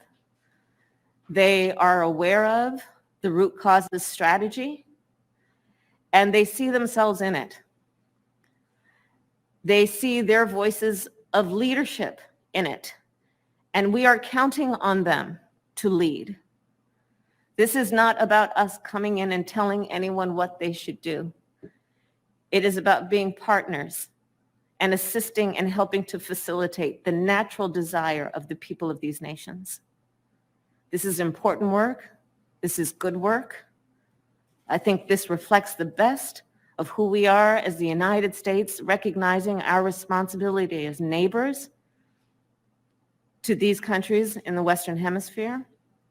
And I am very excited for not only everything that has happened thus far, but what we are pledging to do going forward. It will have real impact. And as we said from the beginning, this is not going to be addressed overnight. But I will tell you, given the kind of commitments that have been made at this table and virtually at this table, there's already been a lot of action. And so again, I thank you, and I look forward to our conversation and the time that we have today, and also the time we are committed to giving to this very important effort. Thank you all.